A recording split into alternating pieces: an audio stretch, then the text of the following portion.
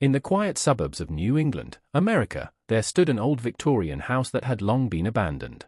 Its paint was chipped, windows shattered, and the iron gate creaked even when there was no wind. Locals called it the Willow Street house, and everyone avoided it after dusk. Strange whispers, shadowy figures, and cold gusts of wind had become part of its dark reputation. It was on a foggy October evening that Emily, a curious young journalist, arrived in the town. She had heard stories about the haunted house and wanted to uncover the truth. Armed with her camera and flashlight, she crossed the rusty gate. The air grew colder with every step, and a sense of being watched sent shivers down her spine. The front door was slightly ajar, as if inviting her inside. She pushed it open, and the wooden floor groaned under her weight. The scent of dust and decay filled the air. Paintings of grim-looking families hung crookedly on the walls, their eyes seeming to follow her. Emily whispered to herself, "It's just old furniture and shadows. Nothing more." She moved from room to room, each more deteriorated than the last.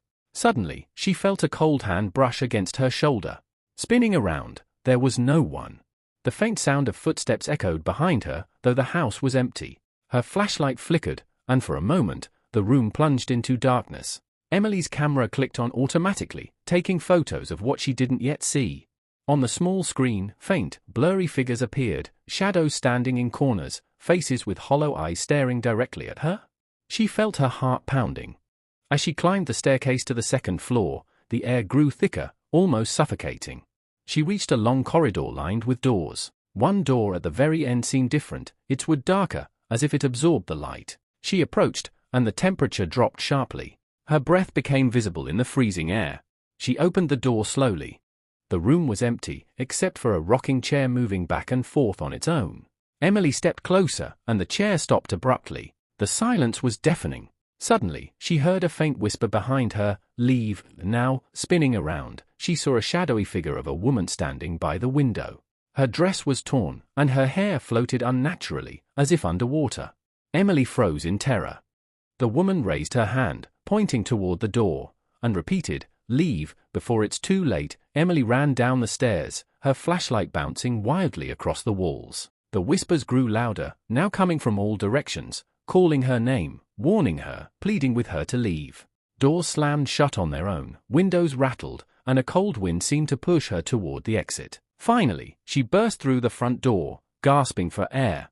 Behind her, the house seemed to settle, as if nothing had happened, but Emily knew it was alive, haunted by spirits trapped within, cursed by past tragedies. Trembling, she made a silent promise never to return.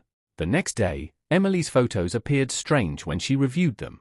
Every picture taken inside the house had faint figures in the background, faces pressed against windows, hands reaching from shadows. One photo, however, made her blood run cold. In it, the shadowy woman was standing outside the house, looking directly at her, her eyes glowing faintly red.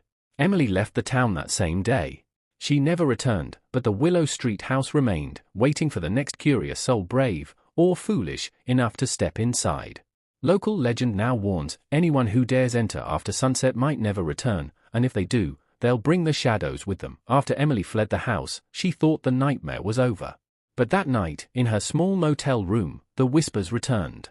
At first, they were faint, like the wind brushing against the walls. Then they grew louder. "Come back, we're still here." Emily's camera, which she had placed on the table, suddenly turned on by itself. The screen glowed in the dark, showing images she hadn't taken, the shadowy woman now standing inside her motel room, the rocking chair moving slowly, and the doors slamming shut as if the house had followed her.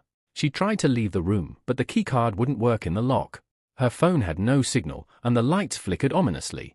Panic surged through her. The shadowy woman's whisper echoed again, "You can't leave, not yet." Emily noticed something strange. The photos from the house were now changing on her camera.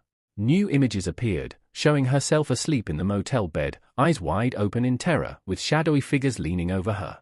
It was impossible, she hadn't taken these. Summoning courage, Emily grabbed the camera and ran to the parking lot. Outside, the fog was thick, unnaturally so, almost swallowing the streetlights. She drove as fast as she could, but through the rearview mirror, she saw a figure sitting on the back seat of the car, the shadowy woman, motionless, her red eyes glowing. Emily screamed, swerving the car into the empty road. When she finally stopped at a diner miles away, she dared to check the camera one last time. It was empty, no figures, no shadows. But as she relaxed for a brief moment, her reflection in the diner window revealed something chilling. Behind her, in the fog outside, the Willow Street house had appeared. It was standing on the roadside, intact, silent, and waiting. From that night onward, Emily could never shake the feeling of being watched. Doors creaked when no one was there, shadows moved in empty rooms, and whispers called her name in the dead of night. Some nights, she thought she saw the faint outline of a Victorian house outside her window, glowing under the moonlight, beckoning her to return.